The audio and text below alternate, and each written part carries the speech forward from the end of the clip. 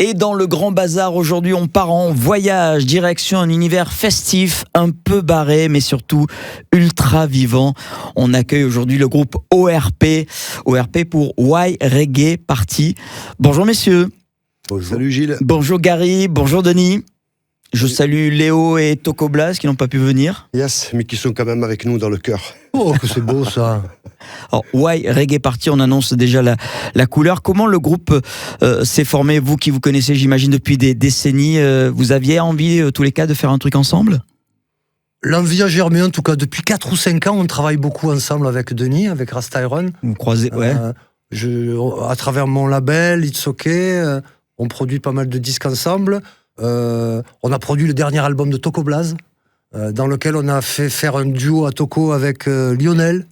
À la suite de tout ça, on s'est dit, si on amenait tout ça un peu sur scène, là, Toko, Léo, Gary, Rasta Iron aux machines et tout ça, on a commencé à faire ça un peu pour promotionner l'album de Toko Blas de manière un peu festive l'an dernier, en rejouant nos propres répertoires à chacun, en intervenant un peu dessus.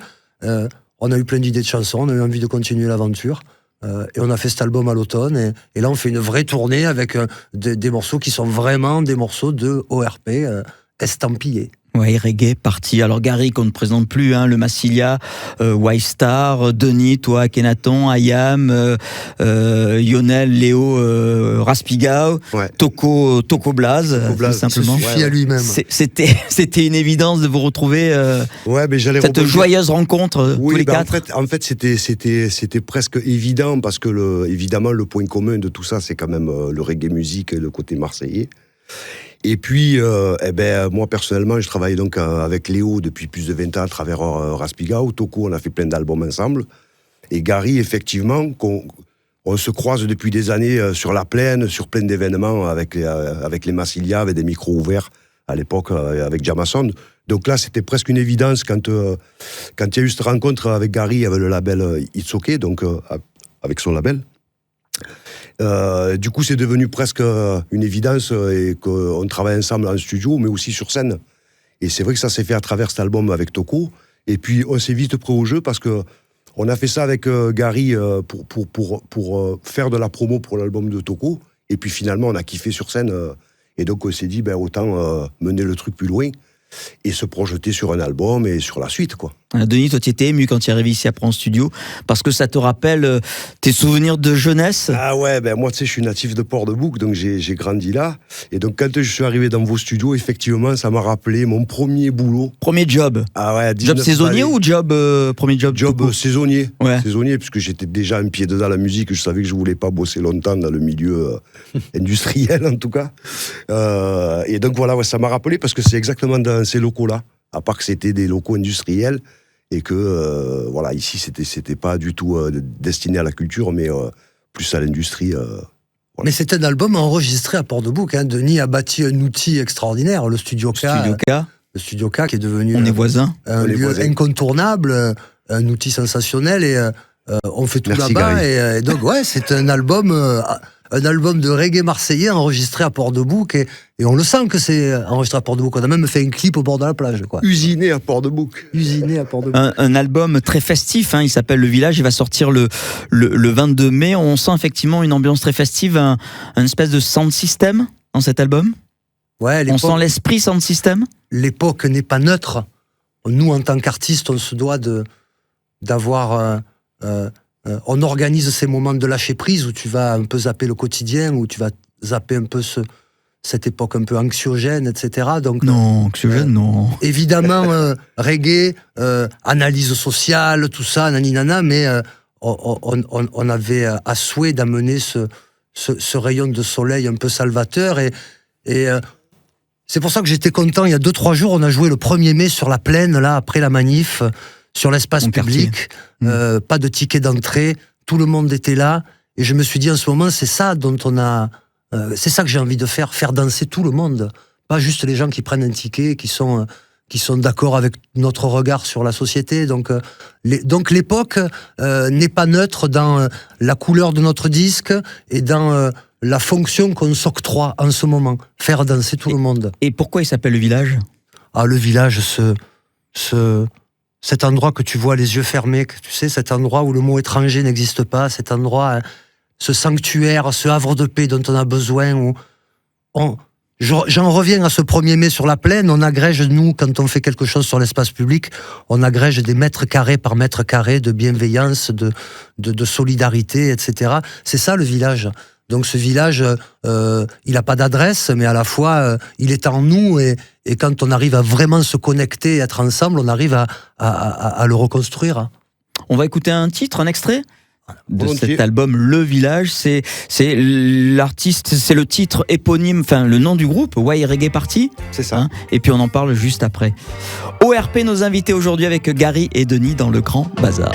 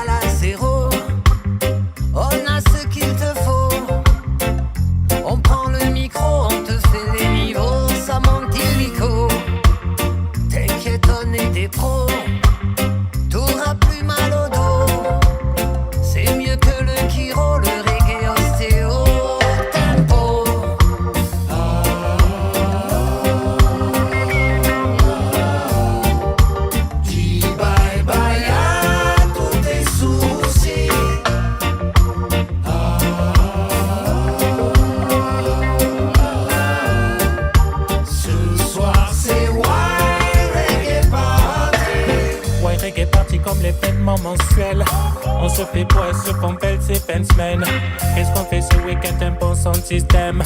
Venu de toute la région pour faire la fête, hey. Pas de problème, on joue la musique qu'on aime. On est cool dans la danse, c'est comme à l'ancienne. Pas d'embrouille avec nous, pas de prise de tête. On arrive jamais en repas pour pluriel.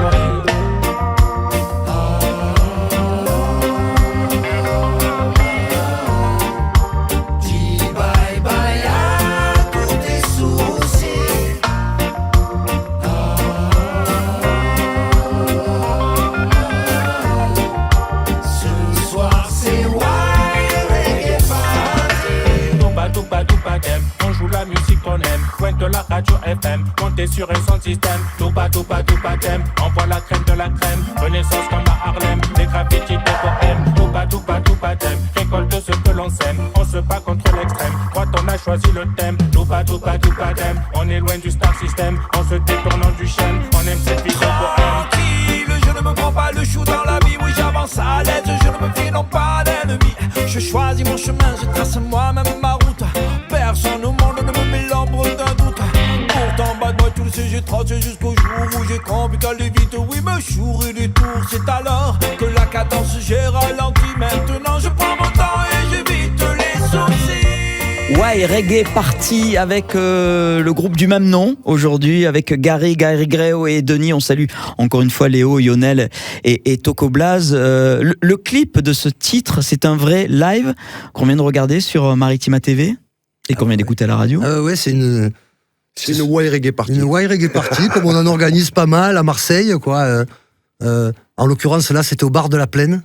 Ouais. Et donc, on s'est dit, écoute, on va organiser le concert et pour tourner le clip. Donc, une pierre deux coups, une soirée sensationnelle. Et donc, on avait notre petite équipe, on avait 4 ou 5 petites caméramans là, qui étaient dans la danse, là. Et voilà, et ça reflète ce reggae marseillais, ça reflète aussi ce rapport qu'on a à la manière de faire ce reggae, le sound system. On retourne la platine, on joue l'instrumental, il y a cette espèce d'immédiateté, il y a cette espèce de... le sound system, souvent, il n'y a que des initiés qui y vont à Marseille, il y a tout le monde qui vient danser. Donc, ces soirées, cette espèce de vibration, on avait envie que ça apparaisse dans le clip. Ouais. Et vous êtes de grands comédiens dans le clip. Léo qui oublie qu'il y a le concert, il est en train de faire la cuisine. Il est cuisinier d'ailleurs, pour de vrai Il cuisine bien. Il a bien failli. Il pâtisse. Voilà, il pâtisse.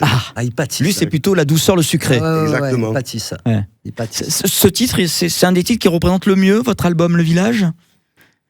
Le mieux, je suis pas certain. En tout cas, c'est le premier titre qu'on a enregistré ensemble. C'est-à-dire, Ouais. c'est vraiment le premier titre issu du Why Reggae Party, donc tous les 4. Ouais, il a une valeur symbolique aussi parce que c'est un emprunt à un standard jamaïcain des années 60. On en a fait une interpolation. Cette musique jamaïcaine qui a souvent été pillée par les producteurs occidentaux. Là, nous, on s'est fait fort de contacter les ayants droit, les éditeurs pour signer le morceau avec eux, etc. Donc, cette espèce de respect qu'on a envers cette musique jamaïcaine, ils nous ont donné un mode d'expression, cette petite île-là, qui est perdue dans l'océan, qui a créé cette musique, cette culture qui irradie le monde entier. Cette musique de rébellion et à la fois cette musique positive de rassemblement.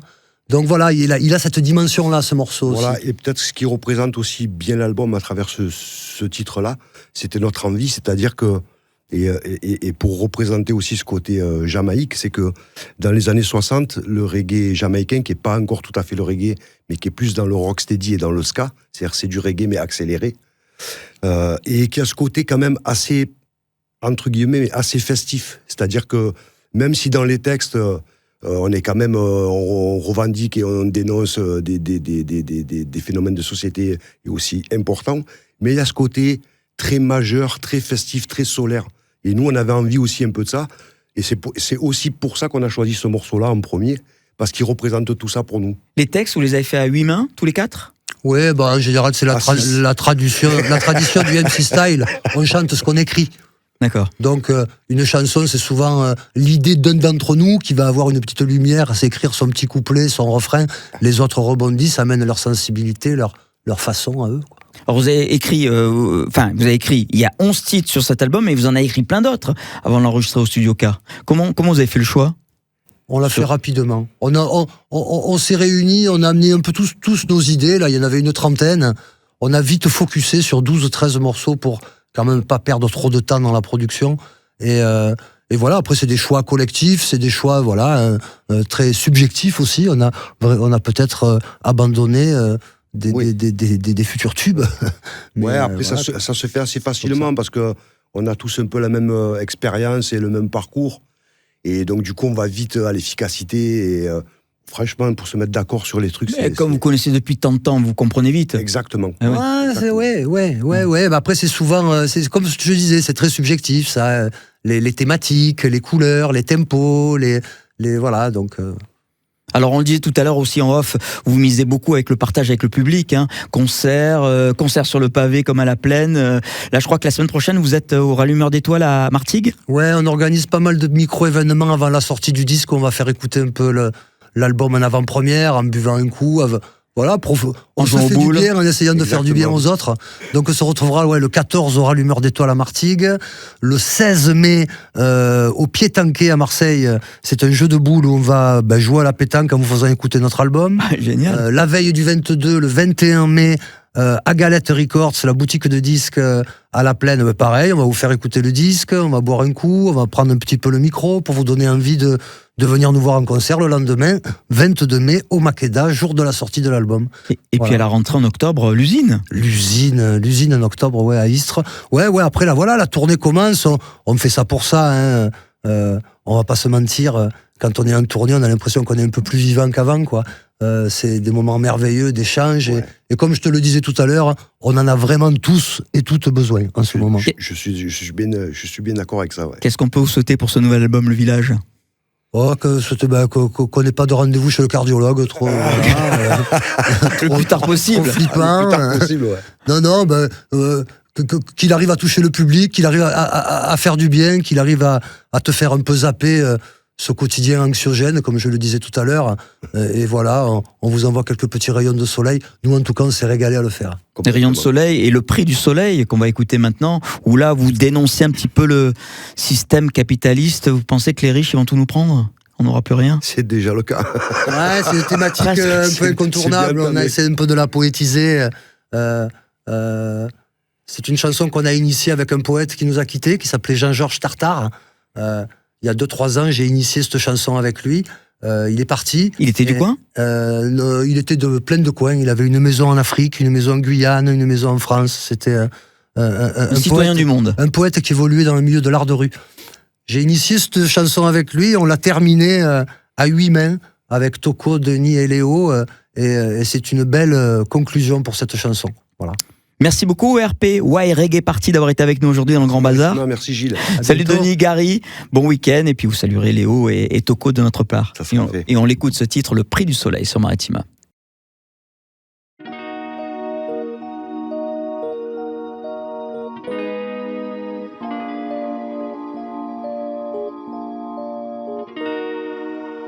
Quand il n'y aura plus de soleil, que les milliardaires auront tout acheté.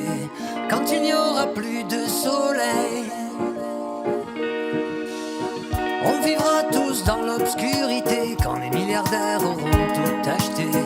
Quand il n'y aura plus de soleil, que va-t-il nous rester? Il n'y aura plus rien, tout sera enfoui dans leur fouille. Les fleurs, les arbres, la poésie auront crevé. Il faudra attendre 1000 ans que leur coffre rouille pour qu'une nuit un rayon parvienne à s'échapper. Ils n'ont plus de limite ni commune mesure, ils veulent dealer nos vies, c'est pareil. Si on les laisse faire dans leur folie obscure, ils nous vendront la lumière du soleil. Je suis même étonné qu'il n'ait pas encore trouvé le moyen de te louer ton cœur. Et nous devrons payer tous les mois un loyer avec option sur le bonheur. Quand il n'y aura plus de soleil, Que les milliardaires auront tout acheté. quand il n'y aura plus de soleil, on vivra tous dans l'obscurité. Quand les milliardaires auront tout acheté. Quand il n'y aura plus de soleil, Que va-t-il nous rester?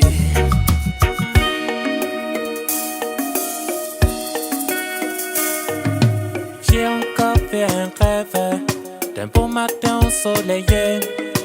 À l'ouest, le vent se lève, le peuple s'est réveillé.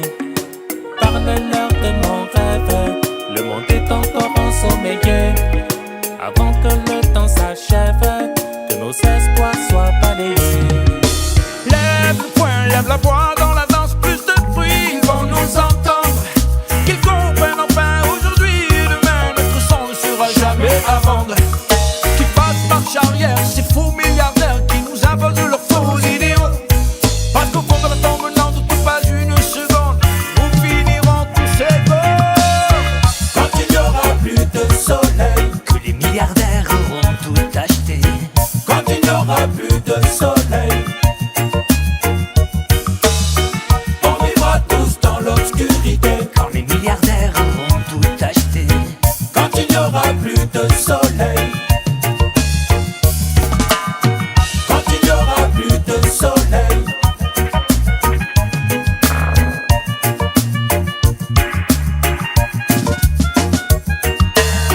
quand il n'y aura plus de soleil,